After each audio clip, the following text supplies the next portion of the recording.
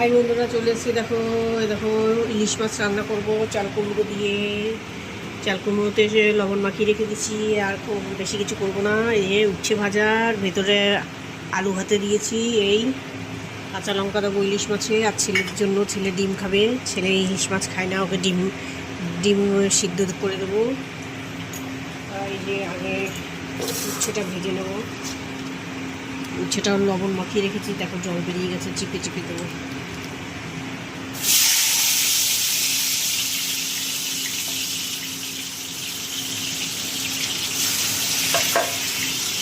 উচ্ছে ভাজা, ছেলের জন্য আলু সিদ্ধ, ডিম সিদ্ধ,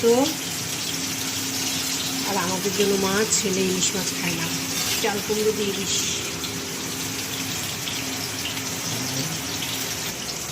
ইলিশ মাছের মাথা দিয়ে কচুর শাক খাবে। কচুর শাক নিয়ে এসছে কেটে। আজকের মাছটা মনে হয় মোটামুটি ভালোই আছে, খারাপ নেই, ভালো। দেখে তো মনে হচ্ছে ভালো, খেতে কেমন হবে জানি না।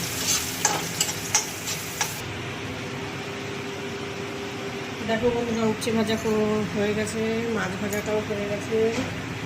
দেখো মাছটাও ভেজে নিয়েছি। এবার জিরে ফোড়ন দিয়েছি। কুমড়োটা একটু ভাজা ভাজা করে নেব।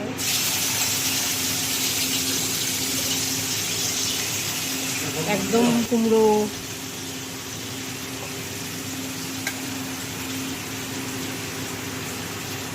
কচি চাল কুমড়ো খেতে টেস্ট ভালো।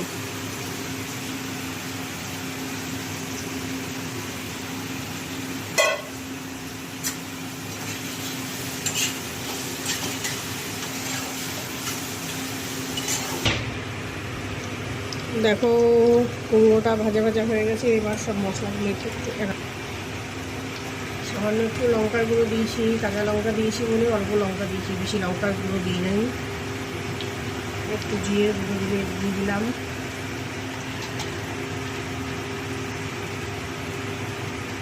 হলুদ দিলাম, লবণটা একটু পরে দেবো, যেহেতু চাল কুমড়োতে লবণ দিয়েছি।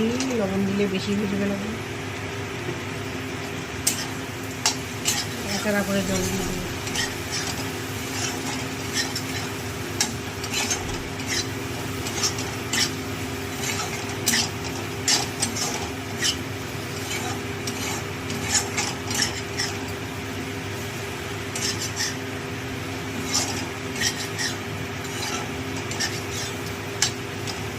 দেখো কষানো হয়ে গেল, এবার জলটা দিয়ে দেবো।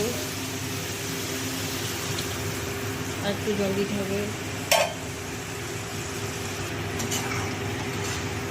চাল কুমড়ো দিয়ে ইলিশ মাছ। এবার একটু বাদে মাছগুলো দেবো, 10 মিনিট বাদে মাছগুলো দেবো। আগে ফুটে উঠুক। দেখো ফুটে উঠেছে, এদিকে ভাতটা বসিয়ে দিয়েছি। এবার মাছগুলো দিয়ে দেবো ছেলে।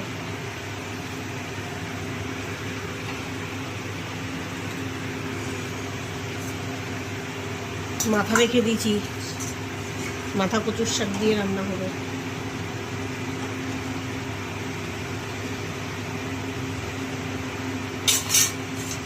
তেল দেখেছো? এবার ফুটুক 10 মিনিট। 10 মিনিট বাদে আবার আসবো, দেখা হবে 10 মিনিট বাদে। দেখো বন্ধুরা, মাছ হয়ে গেছে।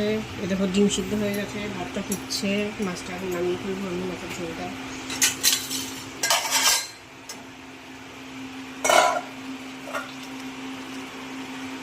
ভাতটা হবে, এখনো অনেক কাজ আছে।